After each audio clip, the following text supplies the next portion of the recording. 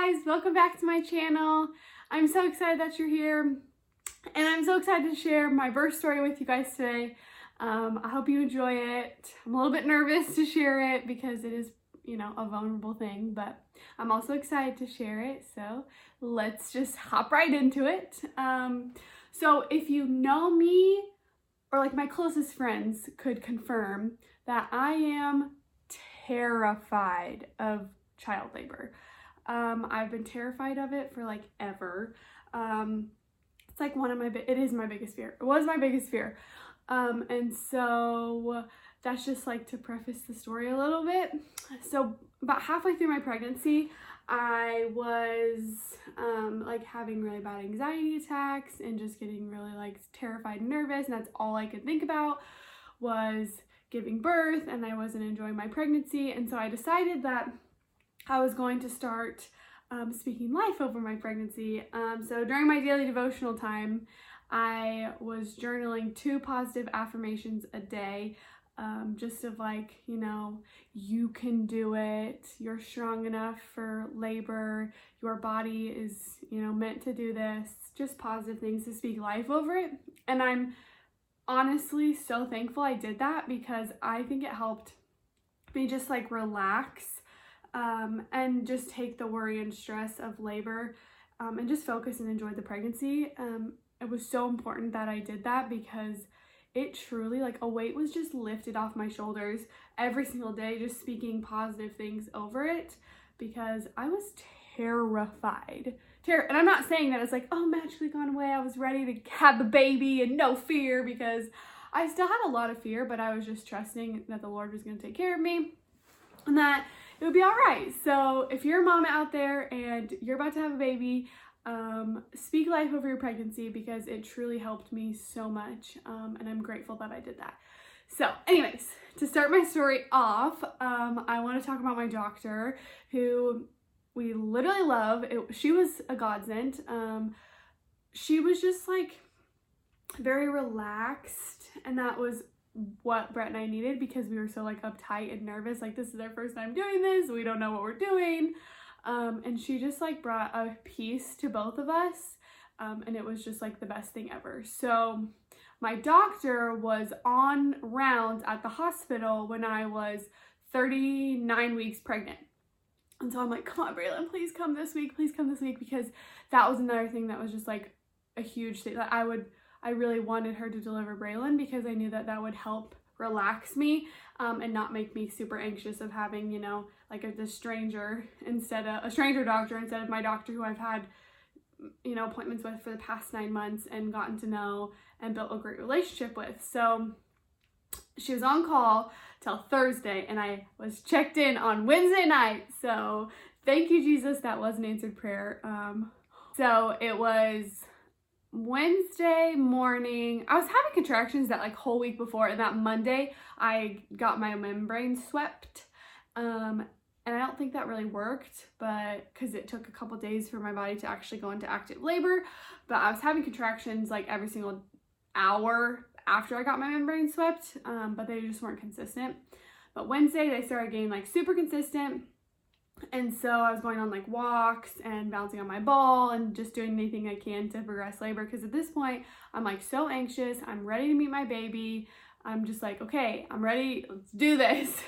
So Wednesday night comes around, and they start getting pretty frequent, like every 2 to 3 minutes. And so we called the on-call doctor at the hospital, and he told us to come on in, and I didn't truly feel like I was in active labor, and so I didn't want to go. I told Brett, I just can't handle the defeat of like having to be sent home, because we had been sent home a couple weeks before, because we thought that I was in labor, and it was just super defeating, and I wasn't ready for that, because you mentally prepare yourself for something, and then you go in when you're so terrified of this, and you go in, and then you have to get sent home, and just a lot to process. So we like got to the hospital, I'm sitting there, and I'm like, I don't want to go in, I'm crying, I'm like, they're gonna send us home, but we went in, because it's better to be safe than sorry. And so that's what we did. We went in, and I got monitored in triage. They checked me, and I was 2 centimeters dilated and like 60% effaced. and they monitored, and I was having consistent contractions. So she said, how about you walk the hospital for an hour, longest hour of my life, and then we'll check you again. And I was like, all right, cool. We didn't like let anybody know that we were at the hospital because we, you know, just assumed we were gonna go home. So I walked to the hospital for an hour, was having contractions, then we got checked again, and I was only a 2.5, which I think she might have just told me that to make me feel better. I loved my triage nurse. She was amazing, just brought a lot of ease to me. But she said I was like 80% effaced. And so I made progress. And so she asked me, she goes, would you rather labor at home or labor here? I believe you're going to be back tonight or early morning. So what would you prefer? And I was like, well, I'd much rather be at home. I can, you know, be in my tub, be in my own bed, maybe get some sleep, because it was like 8:30 at night. And so I was, you know, let's try to go get some sleep.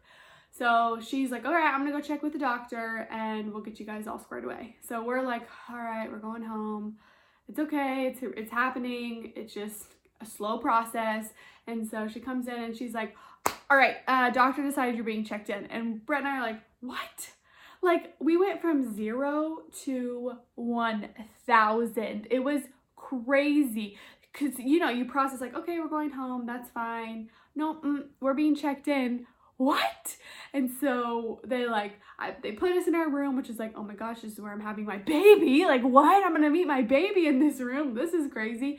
And they start like, oh my gosh, that was the craziest hour of my life. It was like, sign this, here's this paper, who's your pediatrician, who's this, what's your birth plan? And then I had to get stuck for my IV 4 times. They ruptured my veins 3 times. It was a nurse in training, so, you know. But anyways, I was just like, what is happening? There's blood all over the sheets. Brett's having to answer a bunch of questions too, and it was just like a whirlwind, like, oh my gosh, we're having our baby. This is crazy.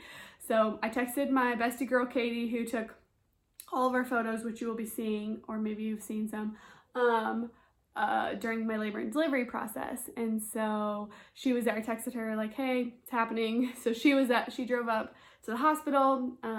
We let family know, but we were like, don't come, you know, it's probably not going to happen tonight, which that was the truth. So I labored that night. I walked around the hospital some more. My contractions are painful, but like manageable. I labored in the tub. I was on the bouncy ball. I had like this like little peanut ball in between my legs, you know, just doing anything and everything to get progression.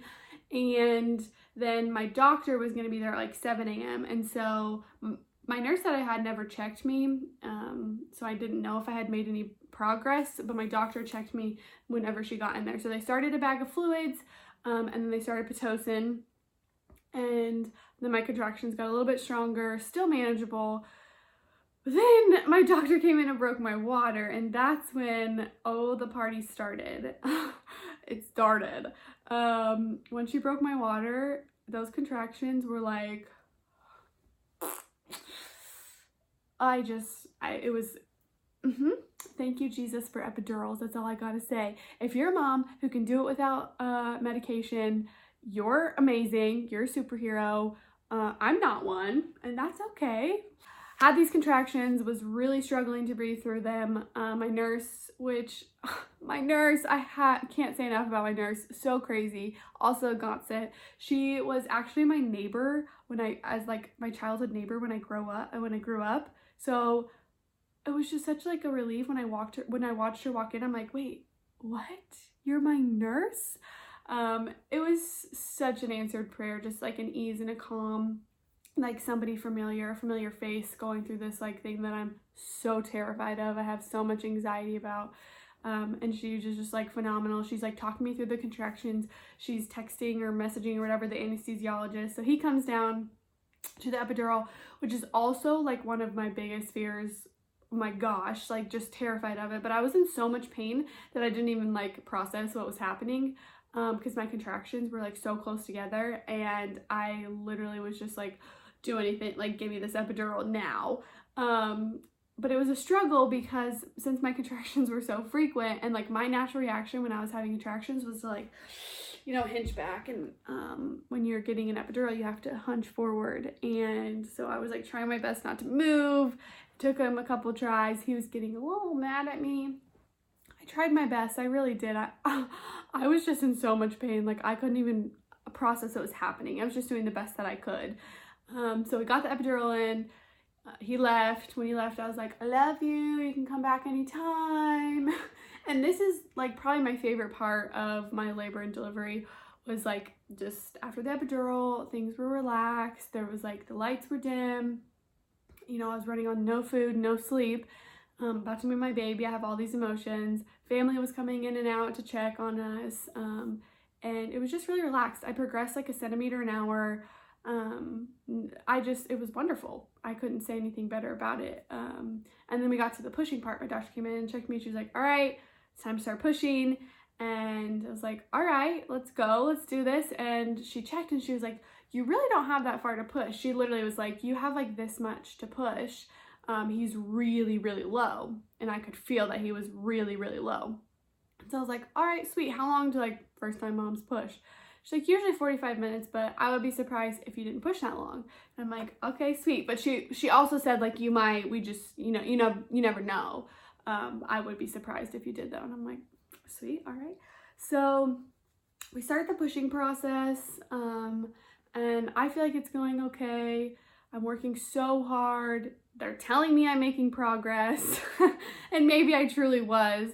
My doctor came in to check at about 30 minutes of pushing, and she just decided to like stay in, which like one speaks volumes to her, because most doctors don't come in until like your baby's about to literally pop out.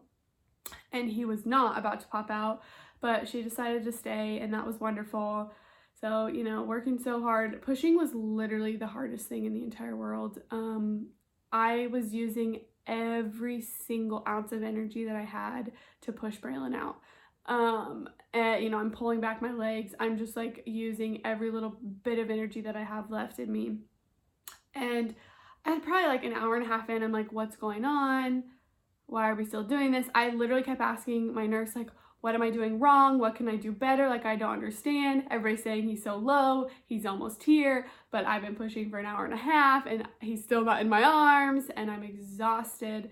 And this is kind of when I just like, it went south and the like traumatic part happened. So first off, I get a Charlie horse while I'm pushing. Like, what? Who does that happen to? Me, of course. I get a Charlie horse in my calf while I'm pushing, and your natural reaction when you get a Charlie horse is like straighten your leg.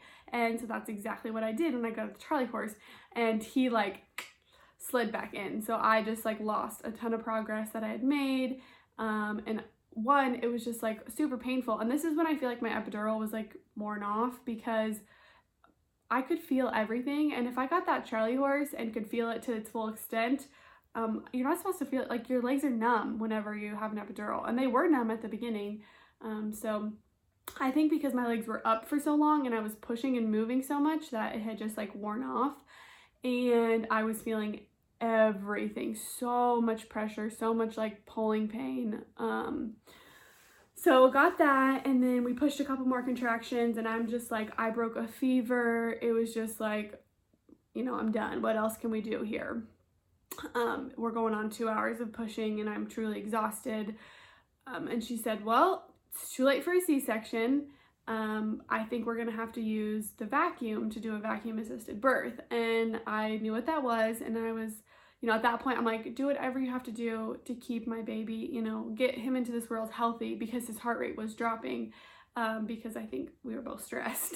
So she, you know, calls in the troops, all that stuff. They come in, and like split second, she decides, like right before we're about to do the vacuum assistant birth, she's like, nope, you're getting a episiotomy. You're gonna tear anyways. And if you don't know what an episiotomy is, you can look it up.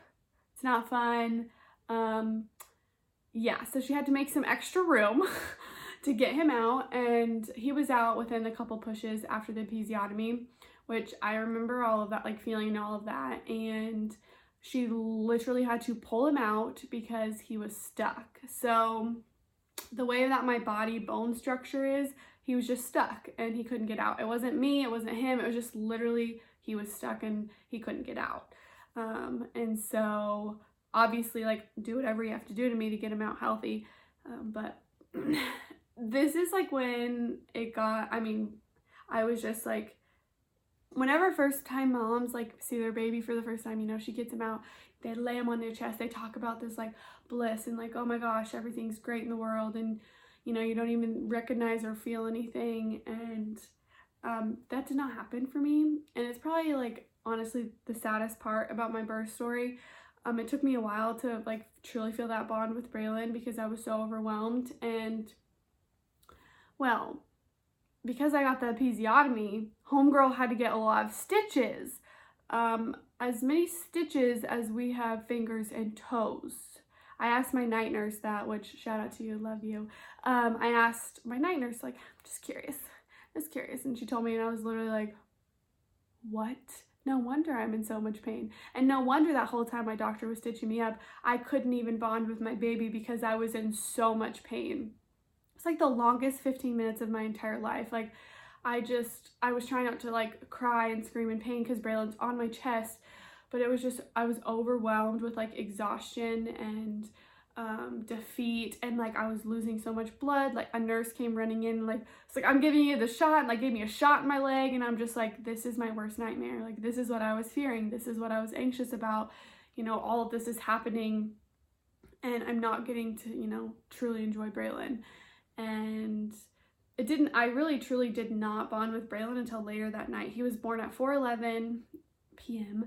and we did skin to skin while I was being stitched up and like just like kind of breathing for the first time in a while. And then we nursed, and Brett did skin to skin, which was like beautiful and wonderful. And then we had family come in. And then after like everything was all said and done, everybody was gone, it was just Brett and I and Braylon.